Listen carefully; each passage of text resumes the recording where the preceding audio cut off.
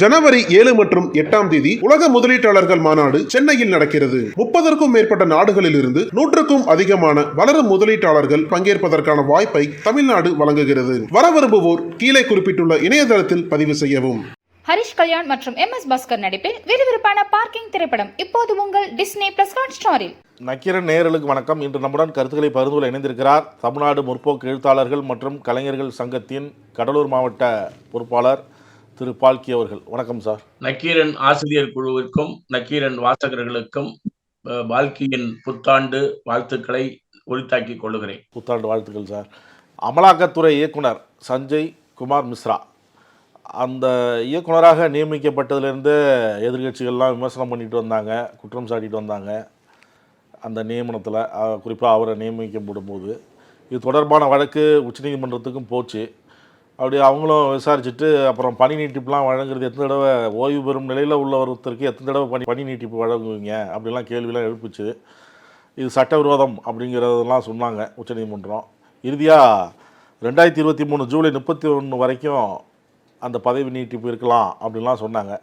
இப்போ அமலாக்கத்துறை இயக்குனுடைய நீட்டிப்பு அந்த விவகாரம் எந்த நிலைமையில் இருக்குது? SK மிஸ்ரா பரபரப்பாக அவருடைய நீட்டிப்பு விவகாரம் நம்முடைய நக்கீரனுடைய இணையத்தின் மூலமாகவே பல வாசகர்களால் பார்க்கப்பட்டது. ஒரு ட்ரெண்டிங் நியூஸாகவே அது போச்சு. நாம் அப்போ பேசும்போதே சொன்ன பாயிண்ட் என்னன்னு சொன்னால், UPA 1 UPA 2, அதாவது பிஜேபி ஆட்சிக்கு வருவதற்கு முன்பு காங்கிரஸ் ஆட்சி காலத்தில் இருந்தபோது அமலாக்கத்துறையினுடைய நியமனங்கள், அந்த நியமனங்களுக்கான வரிமுறை கைட்லைன்ஸ் எப்படி இருக்கணும்னு சொன்னா, எந்த ஒரு சிறப்பு மிகு தகுதி வாய்ந்த ஒரு அதிகாரியாக இருந்தாலும் அந்த அதிகாரிக்கு 2 முறைக்கு மேல நீட்டிப்பு கொடுக்க கூடாது என்பது UPA 2ஆல கடைசியா, அதாவது பிஜேபி ஆட்சிக்கு வருவதற்கு முன்பு இருந்த சிங் வரைக்கும் அது கடைபிடிக்கப்பட்டது. கடைபிடிக்கப்பட்டது மட்டுமல்ல, அமலாக்கத்துறை சுயேட்சையாக சிங் காலம் வரைக்கும் செயல்பட்டது. இப்போ மிஸ்ராவை வேற ஒரு பகுதியில் இருந்து, அவர் இருந்த துறையும் அமலாக்கத்துறையும் நேரடியானதல்ல, வேற ஒரு வரி வசூலிப்பு துறை, அதிலிருந்து அவரை கொண்டு இங்க முதல் முறையா போடுறாங்க. போட்டு பல ஆட்களுக்கு கொடுக்கக்கூடிய அந்த 2 முறை எக்ஸ்டென்ஷன் கொடுத்திருந்தாங்கன்னு சொன்னா அது அதோட போதும் என்று நாம நிறுத்தலாம். ஆனால் இவர் வந்த காலத்திலிருந்தே பார்த்தீங்கன்னு சொன்னா அமலாக்கத்துறையினுடைய செயல்பாடு ஆளும் நிர்வாக ஆட்சியாளர்களுக்கு உதவிகரமாக, இன்னும் சொல்ல போனால் சூப்பர் CBI அப்படின்னு அமலாக்கத்துறை பெயர் பெற்றது இவருடைய காலகட்டம் தான் என்று பல அரசியல் தளத்துல விமர்சிக்கப்பட்டவர் தான் இவர். அப்போ டிஸ்பியூட் ரைஸ் ஆகுது, இவருக்கு எக்ஸ்டென்ஷன் கொடுக்க கூடாதுன்றாங்க. அப்போ அரசின் சார்பா வைக்கப்பட்ட வாதம் என்னன்னு சொன்னா, இவர் ஒரு சூப்பர் தகுதி பெற்ற ஆளு, இவர் இந்த EDயினுடைய சிறப்பு மிகு பணிகளை சிறப்பாக முடிப்பதில் வல்லவர் என்று பதில் இவங்களால சொல்லப்பட்டது. அதுக்கு நீதிமன்றம் என்ன கேள்வி கேட்டாங்கன்னா, எந்த ஒரு தனிநபரையும் நம்பி ஒரு நிறுவனம் அப்படி போகக்கூடாது என்று இவருடைய அந்த நீட்டிப்பை உச்ச நீதிமன்றம் தடை செய்தது. இப்ப நீங்க ஏற்கனவே சொன்னது மாதிரி அவருக்கான டைம் ஜூன் மாசத்தோட முடியுது. ஒரு அவசர எக்ஸ்டென்ஷன் என்பது அக்டோபர் 31 வரைக்கும் கொடுக்கப்பட்டால் கூட இவரை அந்த அக்டோபர் 31 அனுமதியின்றி அந்த நீட்டிப்பு என்ற கணக்குல வைக்கலாம் இருந்ததை கூட சரி செய்வதற்கு அரசாங்கம் செய்த ஒரு திருட்டுத்தனம், சரியான வார்த்தை சொல்லணும்னு சொன்னா திருட்டுத்தனம். அது என்னன்னு சொன்னா, உடனடியாக ஜனாதிபதிக்கு இவருடைய நீட்டிப்பை கொண்டு போய் நிறுத்தி, நீட்டிப்பு என்பது என்னன்னா, உச்ச நீதிமன்றம் எப்படிப்பட்ட கைட்லைன்ஸ் கொடுத்தாலும் இவரை நாம் பயன்படுத்தி கொள்ளலாம் என்று ஒரு அவசர சட்டத்தை ஜனாதிபதி மூலமா கொண்டு வராங்க. இப்போ இந்த நேரத்துல நம்ம வாசகர்கள் யோசித்து பார்க்க வேண்டியது என்னன்னு சொன்னா, Delhi government Arvind Kejriwal IAS IPS posting சம்பந்தமா ஒரு விவாதம் வந்தது, நீதிமன்றத்துக்கு கேஸ் வந்தது. நீதிமன்றம் தலையிட்டு என்ன சொன்னாங்கன்னு சொன்னா, நியமன ஆளுநருக்கு அதிகாரம் கிடையாது, தேர்ந்தெடுக்கப்பட்ட அரசாங்கத்திற்கு அந்த அதிகாரம் உள்ளதுன்னு சொன்னாங்க. சொன்ன 2வது நாள் ஜனாதிபதிக்கு இந்த அவசர சட்டத்தை கொண்டு போய் காட்டி எப்படி அந்த திருட்டுத்தனம் செய்தார்களோ அதே போல இந்த தடவையும் கொண்டு போய் செய்திருப்பது விமர்சனத்திற்கு வந்தது. நேற்று உச்சநீதிமன்ற தலைமை நீதிபதி செல்லாது செல்லாது என்று 2 முறை வலியுறுத்தி சொல்லியிருக்கிறாரு. இவருடைய பதவி நீட்டிப்பு செல்லாது என்று உச்சநீதிமன்றத்துடைய தலைமை நீதிபதி சொல்லியிருப்பதோடு மட்டுமல்ல, 16 பக்க ஜட்மெண்ட்ல இந்த இடி, இந்த அமலாக்கத்துறை நிறுவனம் பிஜேபியினுடைய நிர்வாக வசதிக்காக செயல்படும் துறையாக மாறிவிட்டது என்று பகிரங்கமான குற்றச்சாட்டு நீதிமன்றத்தால் வைக்கப்பட்டுள்ளது. ஆகவே எஸ்.கே. மிஸ்ராவினுடைய செயல்பாடு என்பது அறிவிக்கப்படாத பிஜேபியினுடைய ஒரு அங்கமாக இடி மாறியிருக்கிறது என்பதை ஜனநாயக இயக்கங்கள் தெரிந்து கொள்ளக்கூடிய வகையில இந்த எஸ்.கே. மிஸ்ரா விவாதம் என்பது வந்திருக்கிறது. அவரை நீக்குவதற்கான அந்த ஜனநாயக சக்திகளுக்கு இது ஒரு நல்ல வெற்றியாக உச்சநீதிமன்றம் கொடுத்திருக்கிறது என்றுதான் நாம் பார்க்க வேண்டும். வேறு அதிகாரிகளே உங்களுக்கு கிடைக்கவில்லையா அப்படிங்கிற கேள்வியும் கடந்த காலங்களில் எழுப்பப்பட்டது. உச்சநீதிமன்றம் கண்டிப்புக்கு அப்புறமாவது மிஸ்ரா மாற்றப்படுவாரா என்பதை பொறுத்திருந்து பார்ப்போம். 2024 தொடங்கியதற்கு பிறகு முதல் முறையாக தமிழ்நாட்டுக்கு வந்திருக்கிறார் இந்திய பிரதமர் மோடி. நிகழ்ச்சியில் கலந்து கொண்டு பேசியிருக்கிறார். அவருடைய பேச்சு தமிழக மக்களை பிரதமருடன் ஒன்றிணைத்துள்ளது அப்படின்னு சொல்லி அண்ணாமலை சொல்கிறார். எனது தமிழ் குடும்பமே அப்படின்லாம் அவர் பேசியிருக்கிறார். இதெல்லாம் பிரதமர் தமிழகத்தில் மக்களோட இணைஞ்சிருக்கிறாரு, ஒரு பிணைந்துள்ளார் அப்படின்னு சொல்கிறாரு. பிரதமர் மோடி வருகையால் தமிழக பாஜகவுடைய எழுச்சியும் ஏற்பட்டிருக்கு அப்படின்னு அண்ணாமலை சொல்கிறாரு. பிரதமர் மோடி வருகை, அவருடைய பேச்சு, இதெல்லாம் எப்படி பார்க்குறீங்க? இங்கே அரசியல் மாற்றம் வருவதற்கான வாய்ப்பு உண்டா? 2024 2ஆம் தேதியே தமிழகத்திற்கு திருச்சி பன்னாட்டு விமான இணைப்பகத்திற்கு வந்திருக்கிறார். இந்த திருச்சி பன்னாட்டு விமான இணைப்பகம் யாருக்கான கிரக பிரவேசம் என்றால், இந்த விமான நிலையங்கள் பூரா தனியாருக்கு கொடுக்கக்கூடிய மத்திய அரசாங்கம் எடுக்கக்கூடிய நடவடிக்கைகளுக்கு ஒரு நல்ல விமர்சனமும் வெளிச்சமும் போட்டு நம்முடைய ஒன்றிய தலைமை அமைச்சர் பிரதம மந்திரி தமிழ்நாட்டுக்கு விஜயம் செய்திருக்கிறார். இந்த நேரத்தில் வாசகர்கள் எனக்கு தமிழ்நாட்டு மக்கள் மீது பாசம் இருக்கிறது என்று சொல்லக்கூடிய மோடி அவர்களோடு நம்ம எதை பார்க்க வேண்டும் என்று சொன்னால், குஜராத்ல இப்ப வந்த வெள்ளம் இல்லை, இந்த வெள்ளத்துக்கு முந்தின வெள்ளம் சென்டிமீட்டரை வராத வெள்ளம். நம்மளது பல சென்டிமீட்டர், கிட்டத்தட்ட மீட்டரை நோக்கி அடுத்த ஸ்டேஜுக்கே போன வெள்ளம் தமிழ்நாட்டுக்கு வந்தது. தமிழ்நாட்டினுடைய பிஜேபி தலைவர் அண்ணாமலையை மீடியாக்கள் போய் கேட்கிறாங்க, பல்வேறு இந்திய நாட்டு பணிகள் இருப்பதால் பிரதமராக வர முடியவில்லை, ஆனால் நாங்கள் எல்லாம் பார்த்து அவருக்கு அப்போது விஷயங்களை சொல்லுகிறோம் என்று சொன்னதை இந்த நேரத்தில் வாசகர்கள் நினைச்சு பார்க்கணும். திட்ட மதிப்பீடு குஜராத்தினுடைய வெள்ளத்திற்கு கேட்டது 279 கோடி ரூபாய். அந்த வெள்ளம் வரும்போது இவர் 3ஆம் நாள் அங்கு போய் இறங்கி அறிவித்த தொகை 1174 கோடி ரூபாய்.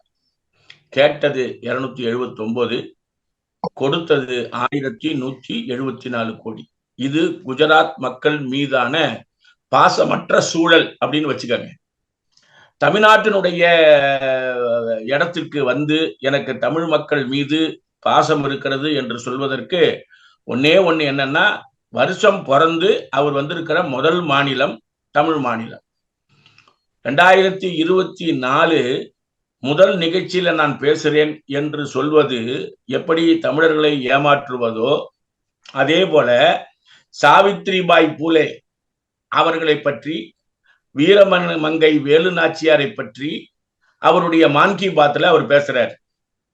இந்த 2 சப்ஜெக்ட்லயும் இருக்கக்கூடிய ஆட்கள் கல்விக்காக எடுக்கப்பட்ட நடவடிக்கைகளை பிஜேபி ஆளுகின்ற மாநிலங்களில் பாடத்திட்டத்திலேயே இவர்கள் 2 பேரை அனுமதித்தவர்கள் தான் இவங்க. இப்ப சொல் ஒன்று செயல் வேறு, சொல் ஒன்று செயல் வேறு. இவர் பேசுகின்ற போது தமிழ் மக்களை பற்றி அவர் பேசுவது ஒரு பசப்பு வார்த்தை என்பதை நாம புரிந்து கொள்ள வேண்டும். அதே நேரத்துல நாம என்ன கேள்வியை வைக்கிறோம்னு சொன்னா, சென்னையில வந்த வெள்ளமும் அதிகம், தென் மாவட்டங்கள்ல வந்த வெள்ளம் சென்னையை விட அதிகம். எந்த ஒரு பிரதமரும் குறைஞ்சபட்சம் எவ்வளவு பிஸி ஷெட்யூல் இருந்தாலும் சம்பந்தப்பட்ட அதிகாரிகளை கூப்பிட்டு வச்சு ஒரு செயற்கையான கூட்டமாவது அதிகாரிகளோட நடத்திருப்பாங்க பிரதம மந்திரி அமைச்சர்கள். இவர் அதை கூட செய்யவில்லை. தேர்தல் பிரச்சாரம் போல ராமர் கோயிலினுடைய அந்த குஜராத்துக்கு 2 நாளைக்கு முன்னால உத்தரப்பிரதேசத்துல இவர் போகும்போது கார்ல எப்படி நடந்து போன அதே மாதிரி வேலையை தமிழ்நாட்டில் ஆரம்பிச்சார். அப்போ ஒரு பிரதம மந்திரியா இவர் வேலை செய்யவில்லை. தேர்தல் பிரச்சாரத்தின் துவக்க நிகழ்ச்சியாக திருச்சியில வந்து தன்னுடைய பேச்சை துவக்கி விட்டு சென்றிருக்கிறார். விஜயகாந்த் மறைவு, விஜயகாந்தினுடைய கலையுலக ஈடுபாடு, மற்ற விஷயத்தெல்லாம் சொன்னார். ஆனால் விஜயகாந்த் இருக்கும்போது பேசிய கல்வி சுகாதாரம் என்பது பண முதலைகளிடமிருந்து மீட்கப்பட வேண்டும் என்று விஜயகாந்த் பேசினத நேரடியா ஆப்போசிட்டா அமுலாக்கிறவர் தானே நம்முடைய பிரதம அமைச்சர்.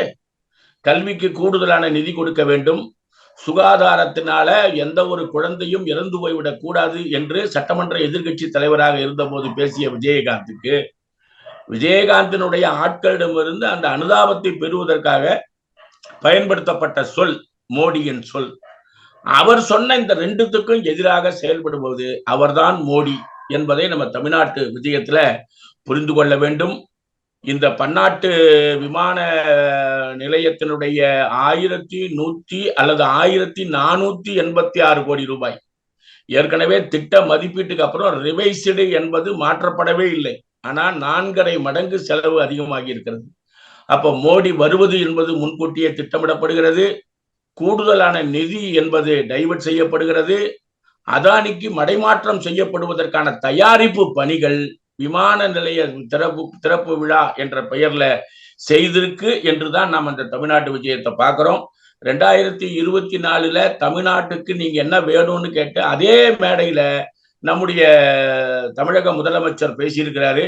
வெள்ள தடுப்பு நடவடிக்கைகளில் தமிழகம் எப்படி செயல்பட்டது, இந்தியாவுக்கே முன்மாதிரியாக ஒரே ஒரு நிகழ்ச்சி 486 பேர் வந்து கன்சீவ் ஆகியிருக்கிறாங்கன்றத மெடிக்கல் டீமை வச்சு கன்ஃபார்ம் பண்ணி அட்வான்ஸாவே அவங்களை எல்லாம் போய் ஆஸ்பத்திரியில இருக்க வச்சு வெள்ள நடவடிக்கைகளை சரி செய்து இந்த 480ல 115 தாய்மார்களுக்கு டெலிவரி ஆகியிருக்கிறது என்ற ஒரு அற்புதமான பணியை இந்த வெள்ள சப்ஜெக்ட்ல தமிழ்நாடு அரசாங்கம் செய்திருக்கிறது. நான் கேட்டிருக்கக்கூடிய நிதியை கொடுக்க வேண்டும். இது யூசுவலா கொடுக்கக்கூடிய நிதி அல்ல, பேரிடர் என்று அறிவித்து கொடுக்க வேண்டும் என்று அறிவிச்சிருக்கக்கூடிய தமிழ்நாட்டு முதலமைச்சருக்கு மேடையில பிரதம மந்திரி பதில் சொல்லவில்லை. அதன் மூலம் என்ன நம்ம தெரிஞ்சுக்கிறோம்னு சொன்னா, தமிழ்நாட்டிற்கு மோடி செய்வது பாரபட்சம். பேரிடர் என்று அறிவித்து கேட்ட நிதியை கொடுக்க வேண்டும் என்பதுதான் நம்முடைய எதிர்பார்ப்பு. நீங்கள் சொன்னது போலவே முதலமைச்சரும் ஒன்றிய அரசு நிதி ஒதுக்கிறத வந்து காலதாமதம் இல்லாமல் கொடுக்கணும். எப்போவுமே இதை கேட்குறாங்களே அப்படின்னு நினைக்கக்கூடாது. பாதிக்கப்பட்ட மக்களுக்கு கொடுக்கறதுக்கு தான் கேட்குறோம் அப்படிங்கிற விளக்கத்தையும் அங்கே கொடுத்தாரு.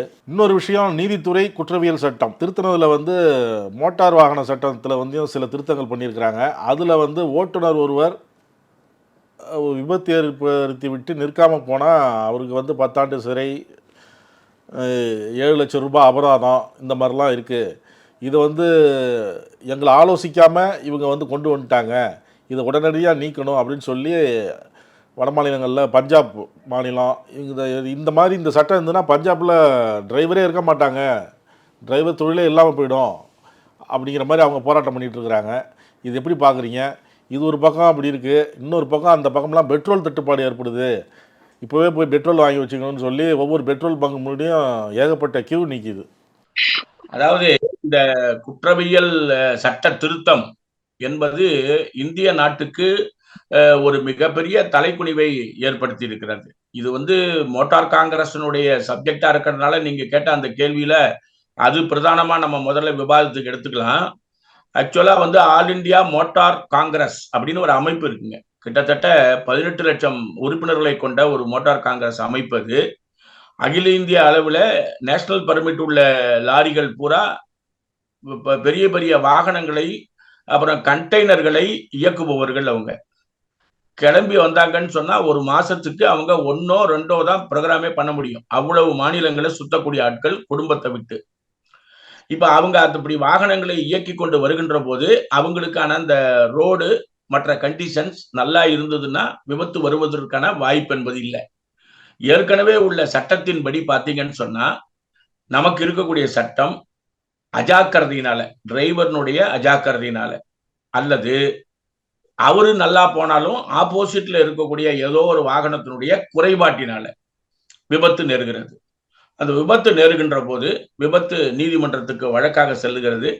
அப்படி வழக்கு செல்லுகின்ற போது அதுக்கான செக்ஷன் போடுறோம்ல, இந்த கொலை குற்றத்துக்கு இத்தனை வருஷம் தண்டனை, இந்த செக்ஷன் என்று நம்ம சொல்றோம் இல்லையா, அது ஏற்கனவே இருந்தது என்னன்னா, அதிகபட்சம் 2 ஆண்டு ஜெயில், 75,000 ரூபாய் வரை ஃபைன். இதுதான் ஏற்கனவே இருந்த சட்டம். அந்த அமுலாக்கம், அதாவது குற்றங்களை எல்லாம் விவாதிச்சு பார்த்து பொறுப்பற்ற முறையில அல்லது போதையில அந்த விபத்து ஏற்பட்டிருந்ததுன்னா மேக்சிமம் டு த 2 இயர்ஸ், அதிகபட்சம் ஃபைன் போடுறது 75,000. இது பேரபிள் என்று அந்த சட்டம் அமுலாக்கி இருந்தது. அதன் மூலம் சில வழக்குகளும் செட்டில் ஆயிட்டு இருந்தது. இப்ப இந்த அவசர சட்டம் என்பதே நாடாளுமன்றத்துல பாராளுமன்ற உறுப்பினர்கள் எல்லாம் வெளியில அதை தகராறு பண்ணிக்கிட்டு இருக்கக்கூடிய செயல்ல இந்த அரசு அனுமதித்திருக்க கூடாது என்று காங்கிரஸ் கட்சி, கம்யூனிஸ்டுகள் எல்லாம் வலியுறுத்தி சொன்னோம். ஆனால் எல்லா திருத்தங்களையும் சட்டங்களையும் ஆட்கள் இல்லாத போது ஜனநாயகத்தை மீறி இந்த அரசாங்கம் அமுலாக்கியது. இப்போ விபத்து தொடர்பான இந்த சட்டத்துல நம்ம தெரிஞ்சுக்க வேண்டியது என்னன்னு சொன்னா, 8 லட்சம் ரூபாய் வரை ஃபைன். 8 லட்சம், அதாவது நீங்க அதிகபட்சம் நாம ஏற்கனவே சொன்னது இருந்த நிலையில இருந்து போய் 8 லட்சம் வரைக்கும் போடலான்றதும், 7 லட்சத்திலிருந்து 8 லட்சம் ரூபாய் என்பது அதிகமாக வலியுறுத்தப்பட்டிருக்கிறது இந்த சட்டத்துல. அப்ப என்ன அர்த்தம்னா, ஒரு விபத்து நடந்து போச்சுன்னு சொன்னா இம்மிடியட்டா ஃபைன் எவ்வளவுன்னா 1.5 லட்சம், 2 லட்சம், 3 லட்சம் எல்லாம் கிடையாது, 7. மேக்சிமம் லிமிட்னு பாத்தீங்கன்னா அந்த 7 to 8ன்றது எப்படி ஒரு விபத்தை ஒரு ஓனர் எடுத்துக்குவாரு அல்லது ஒரு டிரைவர் எப்படி எடுத்துக்குவான்? சோ பிராக்டிக்கலா அவனை மிரட்டி பணியை வைக்கக்கூடிய அல்லது இந்த பணிக்கு யாரும் வரக்கூடாது என்று தடுக்கக்கூடிய சட்டமாக இது மாறி இருக்கிறது. அதை விட ஏற்கனவே உள்ளது அதிகபட்சமான தண்டனை 2 வருஷம் தான். இப்ப நீங்க இதுல கொண்டு வந்து 10 வருஷம், 3 வருஷம் கடுங்காவல் என்று ஒரு 6 செக்ஷனோ 5 செக்ஷனோ இருக்குது. அதெல்லாம் எதுவும் இல்லாம ஒரு பொறுப்பற்ற முறையில இந்த விபத்து தொடர்பான சட்ட திருத்தம் என்பது அரசால் அறிவிக்கப்பட்டிருக்கிறது. இது கிட்டத்தட்ட 1.25-2.25 லட்சம் டிரைவர்கள் சம்பந்தப்பட்ட வாழ்க்கை. அது ஏற்றுமதி பொருளாதாரத்திற்கும் அந்நிய நாட்டு செலவாணிக்கும் மிகப்பெரிய அளவிற்கு உதவக்கூடிய இந்த ஆல் இந்தியா மோட்டார் காங்கிரசினுடைய அந்த பணியை இந்த அரசு, இந்த மாதிரி அவங்க போராட்டம் பண்றது இதெல்லாம் எதிரொலிக்குமா? அதிகபட்சமா இருக்கிறது ஹரியானா, அதிகபட்சம் பாத்தீங்கன்னா நம்முடைய பீகார், அதுக்கு ஈக்குவலா இருக்கிறது பாத்தீங்கன்னா நம்முடைய பஞ்சாப். இவங்க மட்டும் பாத்தீங்கன்னா 60% வாகனங்களை இயக்கி கொண்டிருக்கிறார்கள். இவங்களுக்கு ஒரு மிகப்பெரிய வருமான இழப்பு ஏற்படும். அவர்கள் யாரும் அந்த பணியை செய்ய முடியாது. ஆகவே இது சரியில்லைன்னு சொல்லி அவங்க வேலை நிறுத்தத்தை ஆரம்பிச்சாங்க. வேலை நிறுத்தம் 2வது நாள் வந்த உடனே பாத்தீங்கன்னு சொன்னா அங்கெல்லாம் ஒன்றும் பெரிய அளவுக்கு நம்ம ஊர் மாதிரி எல்லாம் உங்களுக்கு பெட்ரோல் பங்க் உடனே பக்கத்துல இல்லை. அப்போ பெட்ரோல் ஷார்டேஜ் ஆயிடுமோன்னு சொல்லி ஒரு செயற்கையான ஒரு அச்சம் உருவாகி எல்லா இடங்களிலும் அதற்கான முன்னெச்சரிக்கை நடவடிக்கை என்ற முறையில ஷார்டேஜ் அல்லது நெருக்கடியை உருவாக்கி இருக்கிறார்கள். 12:30 மணிக்கு அரசாங்கத்தோட ஒரு பேச்சுவார்த்தை நடந்திருக்கு. Under secretary government transport and finance 2 பேரும் உட்காந்து பேசியிருக்காங்க. மோட்டார் காங்கிரஸோட உட்கார்ந்து பேசி ஏற்பாடு பண்ணி தான் நாங்கள் அந்த திருத்தத்தை அமுல்படுத்துவோம், அதுவரை இந்த சட்டத்தை அமுல்படுத்த மாட்டோம் என்று உறுதிமொழி கூறியிருக்கிறார்கள்.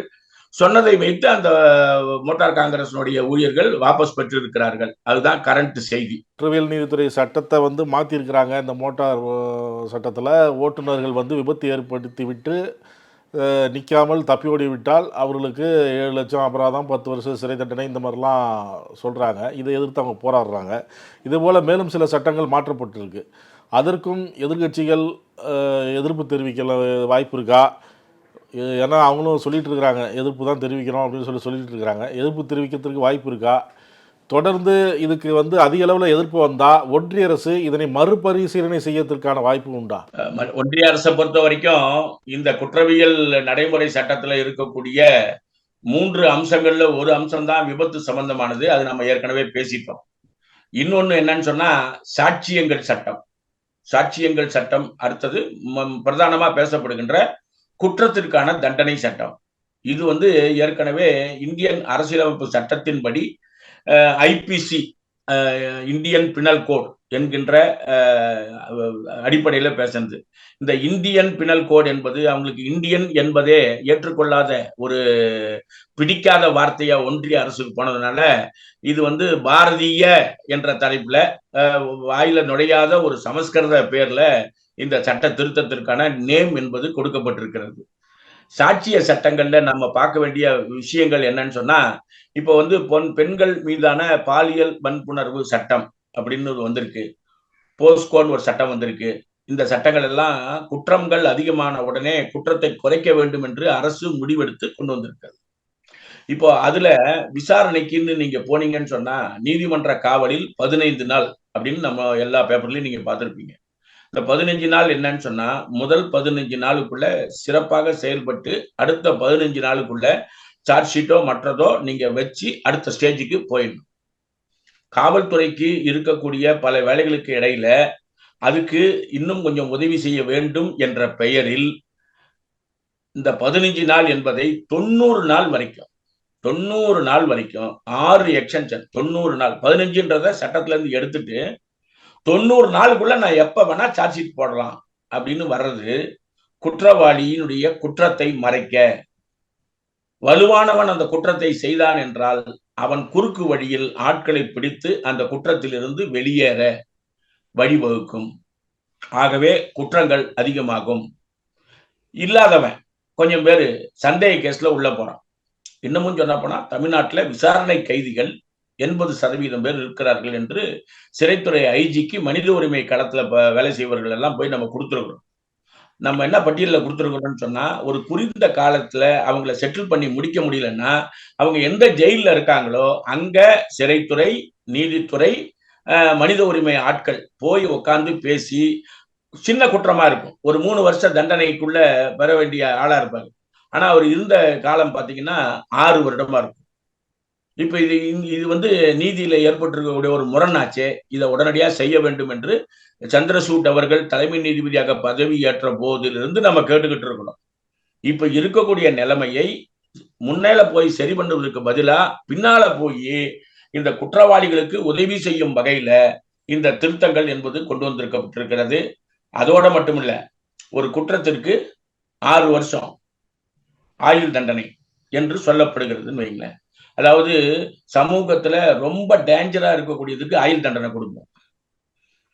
இந்த ஆயுள் தண்டனை கொடுக்கிற சப்ஜெக்டுக்கு 6 வருஷம் கொடுத்தா பரவாயில்லை, அல்லது இது எய்தர் திஸ் ஆர் தட் அப்படின்னும் போது ஆயுள் தண்டனை ஆட்களை உள்ள வச்சு மெயின்டைன் பண்ணி அவனுக்கு செலவு பண்றதுக்கு பதிலா அந்த குற்றவாளியை சமூகத்துல உழவ விடக்கூடிய போக்கு என்பது இந்த சட்டத்தினுடைய பல பிரிவுகளில் 200, 300 அப்படின்னு ஒரு 6-7 செக்ஷன் சொல்றாங்க. நீதிமன்றத்தில் இருக்கக்கூடிய சீனியர் லாயர்ஸ் சொல்றது என்னன்னா, கிட்டத்தட்ட நீதித்துறையினுடைய நடவடிக்கைகளை அப்படியே ஸ்டாண்ட் ஸ்டில்லாக இது மாற்றிவிடும். ஆகவே இதில் உடனடியாக செயல்பட்டு இதை ரத்து செய்ய வேண்டும் என்று வேண்டுகோள் விடுத்திருக்காங்க. டிரைவர்ஸ் போராடின மாதிரி ஒரு பெரிய போராட்டம் வரல, ஆனால் வருவதற்கான வாய்ப்புகள் 2 நாட்களுக்கு முன்னால கல்கத்தாவில் நடந்த அகில இந்திய வழக்கறிஞர்கள் மாநாட்டில் அந்த மாநாட்டை துவக்கி வைத்த கல்கத்தாவினுடைய ஓய்வு பெற்ற தலைமை நீதிபதி சொல்லியிருக்கிறாரு, நீதித்துறையினுடைய மாண்புகள் நசுக்கப்படுகின்றன ஒன்றிய அரசால், உடனடியாக நீதித்துறை சுயேட்சையாக தன்னுடைய எதிர்ப்பு நடவடிக்கையை மேற்கொள்ள வேண்டும்னு சொல்லியிருக்காரு. ஸோ அந்த வகையில் ஒரு மாற்றத்தை நோக்கி நாம எதிர்பார்க்கலாம். அந்த லாரி டிரைவர் போராடினது போல மற்ற விஷயங்களுக்காகவும் ஒன்றிணைந்து எதிர்கட்சிகள் போராடுவாங்க அப்படின்னு நம்புகிறோம். கருத்துக்களை பகிர்ந்து விடுவதற்கு நன்றி சார். கருத்துக்களை கேட்ட நக்கீரன் வாசகர்களுக்கும் ஆசிரியர் குழுவுக்கும் நன்றி. நக்கீரன் டிவிக்கு சப்ஸ்கிரைப் செய்யுங்கள். உங்கள் ஆதரவே எங்கள் பலம். ஆசிரியர்களுக்கு நண்பனாகவும் மாணவர்களுக்கு ஆசானாகவும் திகழும் தேர்வு வழிகாட்டி. ஒவ்வொரு பாடத்திற்கும் அனுபவமிக்க ஆசிரியர்களின் துல்லியமான தெளிவான விடைகள். CNC இருக்கு, தேர்வு பயம் எதற்கு? இது தீரன் பப்ளிஷிங் ஹவுஸ் விற்பனை வெளியீடு.